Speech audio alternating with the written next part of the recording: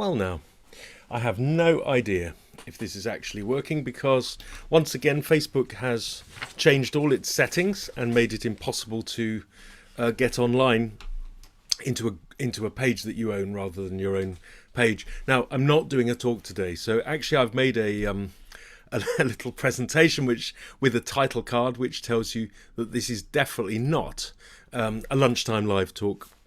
And I just wanted to come online and say I had promised to come back today, and therefore sorry for not being here. But nevertheless, I wanted to reassure you that I will be returning next week. To explain, I've been having severe dental problems. I'm going to have a root canal. And so at the moment, it's just a lot of pain. It's combined with hay fever, and then I've had an eye infection as well. And it's made it very hard to focus on the screen with the headaches and so on. So I've taken a few days basically away from the screen because I've been doing a lot of screen work with the live talks for groups and early music fora, which have been such a wonderful lifeline actually during this time of lockdown. And so I'm really grateful for it. But I just needed a few days resting of the eyes, really. Anyway, it's really to say hello. I've still got Dolores here, and the frog is dancing because it's sunny. I've been very glad to see more UK events starting to show confidence that they might actually go ahead this summer. So I'm looking forward to August, when I think the first properly scheduled workshop might happen. Only a couple of thoughts on my mind this week because I've genuinely just turned on the camera. And the first one is that I was quite moved, really, and delighted by the music for the Duke of Edinburgh's funeral last weekend.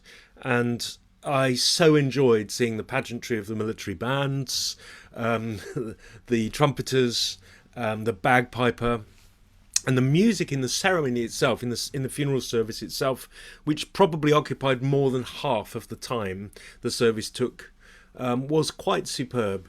And it was interesting to think about, really, the pressure of the occasion and what those four musicians were dealing with in terms of being distanced from each other, as well as the normal pressure of a live televised event with the monarch and all those VIPs in the chapel. And any mistake was going to be amplified forever, and they were quite superb. And as one friend said, imagine how they might feel after a year really of not singing very much, to bring that out of the bag for the occasion. And also I was so struck by the well-planned nature of the repertoire, even down to the key structure. It was all based around G. The ensemble, the musicianship were excellent. But I also had the rather mordant thought that if the government carries on cutting military music schools, Nella Hall has gone, and the Kent Medway one has gone, where they train the military musicians. So there have been massive cuts, but also in music education across schools. Those musicians who reach the pinnacle, which will be less than 0.5% of the children who are doing music in secondary school, they will not feed through from that broad societal base for future state and ceremonial occasions. And we really need to be thinking about this. It's not just Corona, it's what's been happening recently, and it's all exacerbated now. So I felt very moved and proud, but I also had that feeling really about that worry for the future. The only other thoughts I've had really related to a project that Renaissance Singers did in 2013. I was alerted to this again after Tim Murphy contacted me to tell me the very sad news that the narrator who participated in our live concert at Waltham Abbey in 2013, David Peace, has got motor neurone disease, which of course is appalling and terminal. And he'd asked if we might have a clean audio recording of the performance. It was taped by the BBC and parts were broadcast on Radio 3, in which he was the narrator. For several minutes you can hear his voice completely clear, declaiming a poem into the church. And I did indeed have that recording and was very pleased to supply it. I will make sure that the link, if it hasn't shown up in this new method of logging on, I'll make sure that it's there afterwards. And you can link through to David Peace's blog post. He's now unable to speak. He's lost his voice. And I think it was important for him to have this recording of him in full flow as a narrator, and very poignant. And there is his blog is excellent, and there's also links there to go through to the Renaissance Singers live performance, which I think starts tentatively and gets better and better. The music was written by Steph Connor, who is a fantastic creative performer and musician, composer. And she was linked to us through this Adopt a Composer scheme, which is run by Making Music and the BBC. And she was such a good match for us. And the project, which I'd long wanted to explore, on this theme I'd long wanted to explore, was on the idea of music which is fragmentary, music which is effectively cast into silence because either several voices are missing or the manuscript is so damaged by the depredations of time, or somebody actively ripped out pages, destroyed the music, that we have these broken fragments, these torsos, and therefore this music sits in an academic appendix and is of interest to see what might have been, what was. And what Steph did was she took those fragments and she created new music which linked to them like a superstructure, the kind of thing that cathedrals sometimes do when they want to add accessible toilets and a cafe, that they take the ancient walls, they are careful not to load them or interfere with the precious architecture, but they make the building accessible and usable and functional for modern age. And what Steph did was she took those fragments, I think Christopher Tye, we had a particular piece, and she wove them into a thoroughly contemporary piece, which the choir found really challenging, but also incredibly moving. And of course, Waltham Abbey was just the place to do this because it's a torso of a much greater abbey, in fact one of the richest, if not the richest abbey in England, and certainly it was the last to be closed in the Reformation. So for me that was a really precious, excellent project, and I was very pleased to revisit it, albeit for these poignant reasons. So do click through. You can donate to the Motor Neurone Disease Appeal that Tim Murphy has been running. It's an arts-based project appeal in aid of combating motor neurone disease. And you can also listen, you can click through to listen to that performance. The only other thing, and I know that I've used the wrong program, so there'll be some weird shapes appearing on your screen right now, but this week I've tried to relax and take some time away from the screen to let my eyes recover, and also while I've got toothache it's hard to concentrate.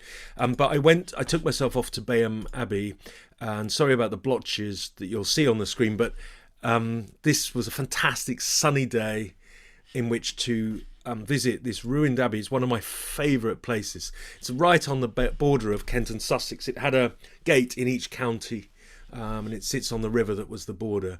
And now it's a picturesque ruin which was adjusted in the 18th century. The classic story of what the English like to do with these monastic ruins, having of course been dissolved by Henry VIII.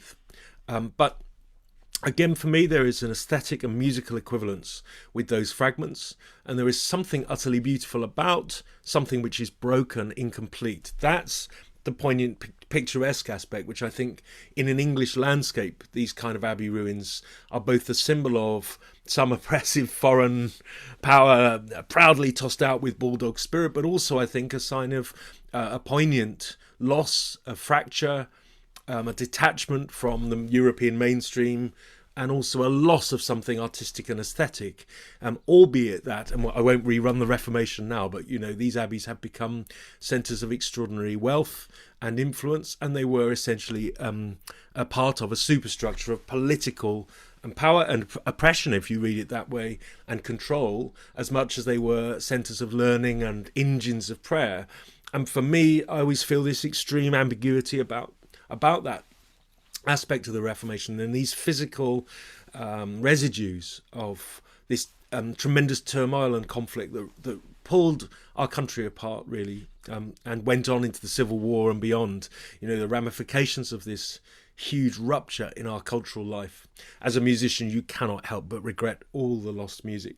So I enjoyed, I took in the piece, I drank in the vitamin D, the sunshine, but I also thought about those aesthetic parallels really with fragments.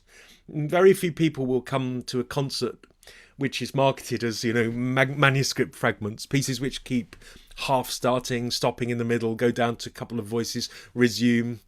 It's a shame, because if you were going to visit Rome or Athens, you'd certainly go and look at fragments of architecture, and you might well go and look at fragments of cartoons and paintings in a gallery. But for musicians, the idea of the fragment renders it so problematic to perform, because the artwork has to be revivified, of course, by the musicians right now. It makes it so hard to get the thing going and make it stand up, and also to market and sell it to people, that it's almost never done. So that was our way, really, of getting sort of stainless steel and glass superstructure around these ancient and incredibly beautiful fragments of music which are otherwise just languishing. But I think perhaps we should think more about the aesthetic value of those fragments, and sometimes in concerts be unafraid to include them. The last thing then is a couple of recommendations I've been doing, and I will then stop. No more, no recommendation listening library this week, sorry. But I will prepare something for next time. I'll talk about that in a moment. I've been pulling together various talks, and one was a series on Victoria, which I'm so excited about, and I hope publicity will emerge very shortly about that. And in trawling through different recordings, I found myself going back again and again to the Tenebrae Responsories recording by Tenebrae, the choir Tenebrae, with Nigel Short on Signum Classics. I've put two of the absolutely finest examples on the Spotify list. Please visit. I think the atmosphere that builds up in those recordings is quite extraordinary, and they really penetrate the textual, emotional and devotional senses that Victoria is building into music of such extraordinarily crystalline simplicity. I mean, it is outrageously simple music, which I think penetrates the very depths of the human experience. I found coming back to it intensely moving and nourishing. And, once again, one's respect for Victoria in the way he uses the most primary of materials to create something which is simultaneously simple and utterly profound. It was deeply increased for me. And finally, I also wanted to mention a recording, a live performance of Mille Regrets by Josquin, or probably by Josquin, the famous sort of European hit chanson by Josquin, by Vox Luminis. And again, the link is in the side. I won't risk Facebook's algorithms by playing it to you now. So I've resolved, even if I'm still having the dental work, I will come online for the next 4 or 5 Fridays, because there are no in-person workshops coming up, and I'll be able to do a bit more planning, I think, when I've been away from the screen for just a few more days. So please forgive me. I hope you understand. It's difficult when you've got headaches and numbness and muzzy vision to really sit for hours, and I just decided it was time to have a little time away. Okay, I don't even know if this is streamed, so I'll stop now. But I'm going to look, and if there are comments, I'll answer them later on when I've, again, had a little eye bath. All the very best to you. Keep safe, enjoy the sunshine, and I will be here next Friday.